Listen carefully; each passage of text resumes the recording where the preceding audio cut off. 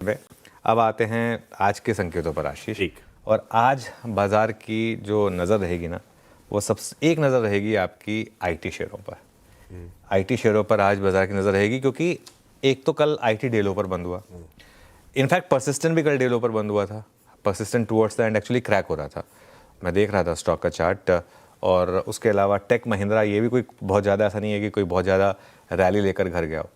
और टेक महिंद्रा और परसिस्टेंट दोनों के नंबर्स अच्छे हैं, मतलब कोई इफ्स एंड बट्स मुझे नहीं दिखे। जो ऐसा कुछ नहीं है कि लेकिन ब्लॉकबस्टर नंबर्स हैं, मतलब ये नहीं है कि कोई आज स्टॉक सीधा आपको 10% ऊपर खुल जाएंगे, ये नहीं होने वाला है। लेकिन कम से कम एक जो डर बैठा हुआ था मार्केट को कि आईटी के नंबर्स शायद डिजास्टर्स होंगे, कमेंट्री डिजास्टर्स होगी, ऐसा नहीं है, ऐसा कुछ भी नहीं है। दोनों की कंपनियों, दोनों की कमेंट्री भी ठीक ठाक रही है। टेक महिंद्रा की कांस्टेंट करेंसी आय की ग्रोथ जो है वो 1% की एक्सपेक्टेशन थी, उसके मुकाबले 1.6% पर आई है।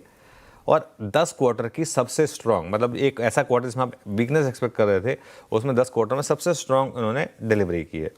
लेकिन एक चीज़ उन्होंने जरूर कही है कि FY27 FY26 से अच्छा जरूर होगा, लेकिन जो शुरुआत में उनका अनुमान था उससे कम होगा। तो ये एक उन्होंने बस थोड़ा सा इफ एंड बट वाला फैक्टर डाल दिया टेक महिंद्रा ने, अदरवाइज मैं इसको आज अक्रॉस द बोर्ड ग्रीन लेने वाला था। परसिस्टेंट के साथ दिक्कत क्या आएगी, परसिस्टेंट के भी नंबर्स अच्छे हैं, 3.9% आप एक्सपेक्ट कर रहे थे, 4.4% आया। ईबिट भी 80 बेसिस पॉइंट बढ़ा, 15.7% के मुकाबले 16.3% रहा। दिक्कत क्या है, परसिस्टेंट बहुत महंगा स्टॉक है, करेक्शन के बाद भी महंगा है, तो इसके लिए अगेन कोई ऐसा तोड़फोड़ नंबर नहीं है जिसकी वजह से कोई बहुत ज़्यादा रैली आ जाए। इसके अलावा हमारी कहाँ नज़र रहेगी, आज एक्सिस बैंक के नंबर्स आएंगे। एक्सिस के नंबर्स के साथ बैंकिंग के नंबर्स की शुरुआत होगी। सबसे इंटरेस्टिंग चीज़ क्या है, इस बार बैक बेंचर सबसे पहले आ रहा है।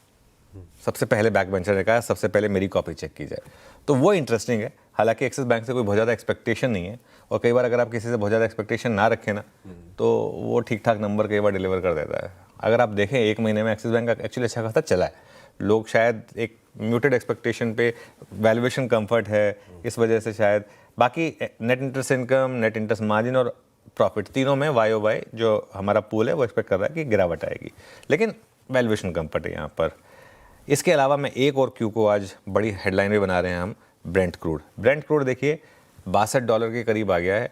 ये हमारे लिए एक बहुत बड़ा मैक्रो क्यू तो है ही, साथ ही माइक्रो क्यू भी है, क्योंकि आज OMCs, पेंट्स, इंटरग्लोब, पिडिलाइट, इन स्टॉक्स को भी आपको रेडार पर रखना होगा।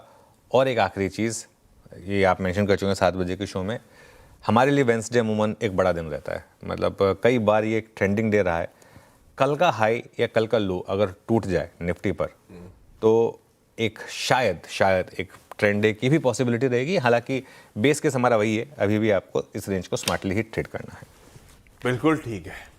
बेस केस क्या है, इस रेंज को स्मार्टली प्ले करना है। थोड़ा सा टर्बुलेंट हो गए हैं भारतीय बाजार ऑफ लेट, एक तरफा बढ़िया मूव्स के बाद।